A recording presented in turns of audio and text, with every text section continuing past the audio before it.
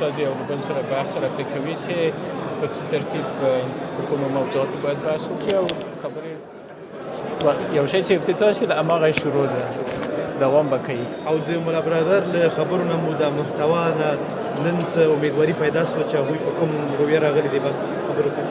زه فکر کوم چې تاسو ولیدل په دې ټولو خبرو کې 4 نقطې ډېرې مهمې وې.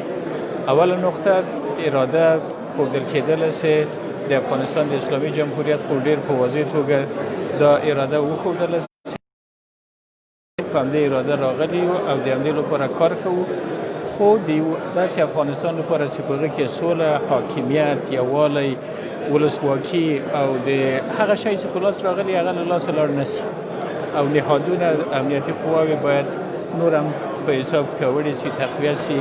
دا هغه شی دی چې د افغانستان خلک یې ارزو لري. اول ارزو دا ده چې په افغانستان کې کله چې خبرې کوو نو جنګ باید بند کړو. دا دومره ډېره عمده پیام په دې ځای کې.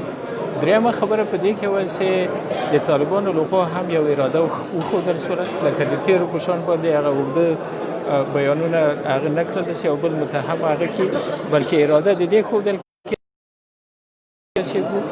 او د سولې ته د خبرو له لارې او د یو سیاسي حل د پیدا کولو له لارې نه دې ته ورسېدو. نو اول افتتاحیه مجلس د ما په نظر امیدوار کوونکی و. چه فکر میکنید بیشتر؟ برای شما خب بیشتر گفتم دیگه.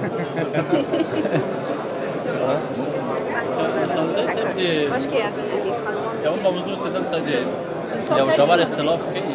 بشار صاحب عبدالله په خپلو خبرو کې ویلي چې فوري آتش بس، خو ملا برادر بیا د اسلامي نظام د جوړېدو باندې بیا ټینګار کړی ده. دغه مسله نه ده چې مذاکرات به وځنډوي؟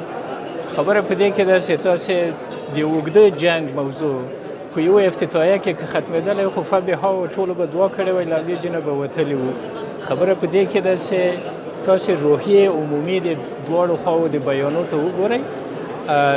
یو ډېر عمده لوی ټکی چې په هغه کې اجماع وجود درلوده د دواړو خواو. دواړو وویلې چې موږ یو افغانستان غواړو چې هغه متحد وي، داسې یو افغانستان غواړو چې هغه کې ټول خلک مسونه وي، داسې افغانستان غواړو چې هغه پرمختګ وکړي او داسې افغانستان غواړو چې په هغه کې ولسواکي وي. نو زه فکر کوم او اسلامي هیواد هیڅوک د اسلامي هیواد سره ممانعت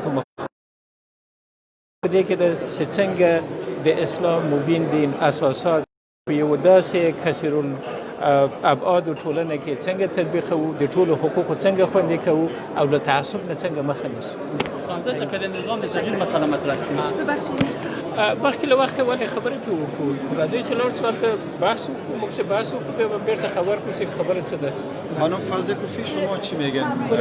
گفتیم دیگه گفت ما یکی است، گفتن دیگه اثر دوباره مرال شما بس کوفی صاحب هم در قطار از روی پیوسته. در قطار کی؟ یک دو کلمه بگوین چگونه یافتین امروز این مراسم؟ خب مراسم افتتاحیه بود، صحبت‌ها بیشتر صحبت‌های رسمی بود و در صحبت‌های رسمی چیزی که مهم بود تمام وزرای خارجه که صحبت کردن از حمایت از حقوق زنان صحبت کردن و تاکید کردن. سرزد تشکر. کوفی صاحب خوشبینیتان به آغاز مذاکرات و از سخنانی که طالبان داشتن مخصوصا؟